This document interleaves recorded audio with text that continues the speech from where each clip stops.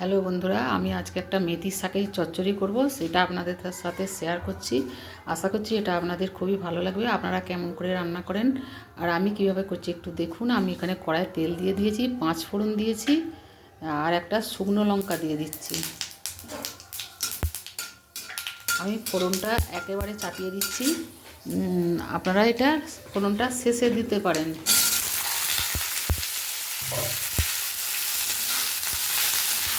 শেষে দিলে তরকারির স্বাদটা খুব ভালো হয়। আর একটু শর্টে রান্না করতে গেলে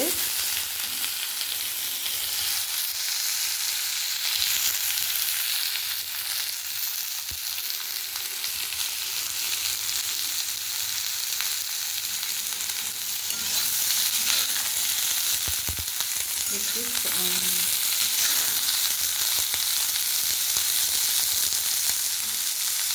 এটা একটু ভেজে নেব, তারপরে শাক তুলে দেবো।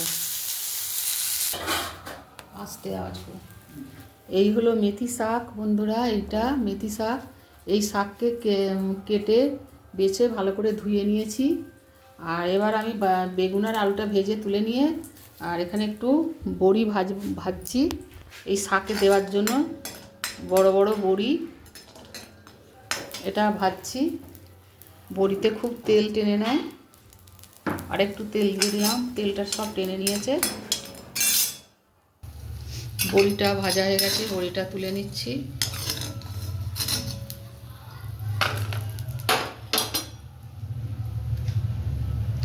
অল্প একটু তেল দিচ্ছি।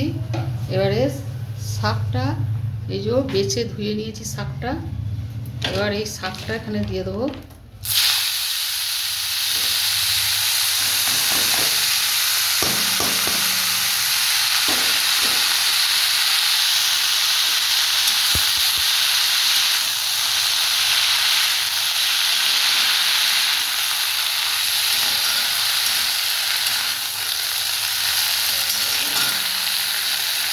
শাকটা একটু ভেজে নেবো।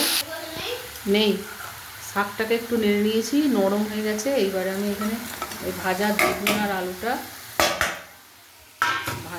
আলুটা এর সঙ্গে দিয়ে দিলাম। এটা ওই বেগুন আলুর সঙ্গে বেগুন আলুটা ভাজতে ভাজতে এই ভাজা হয়ে গেলে শাকটা দিয়ে নেড়ে নিলেই হবে। আমার এই বড়িটা ভাজতে ভুলে গেছিলাম বলে আমি ওই জন্য বেগুন আর আলুটা ভেজে ঢেলে নিয়ে বড়িটা ভেজে নিলাম।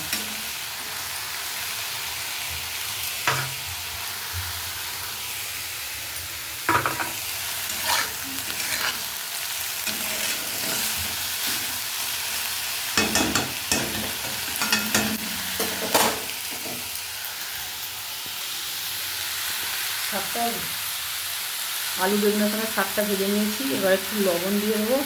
লবণটা আগে দিয়ে নিই, জল বেরিয়ে যাবে, ভাজা হবে না বলে। এবার লবণটা দিয়ে দিলাম। আর এর সাথে এবার হলুদ গুঁড়ো, লঙ্কার গুঁড়ো আর জিরের গুঁড়ো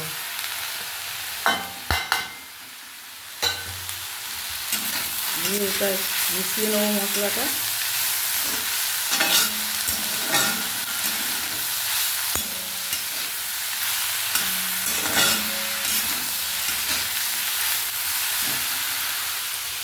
মশলাটা মিশিয়ে নিয়েছি, আর একটু জল দিয়ে দিচ্ছি।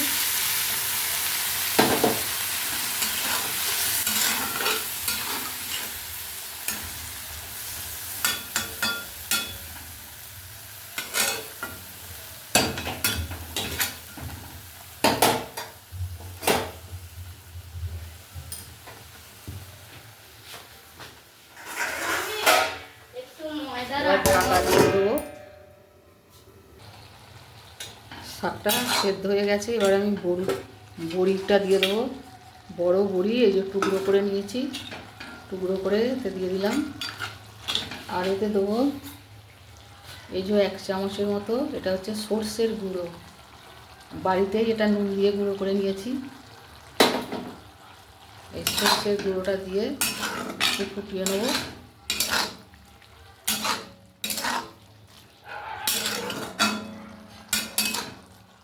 আর একটু ফুটে গেলেই এটা হয়ে যাবে।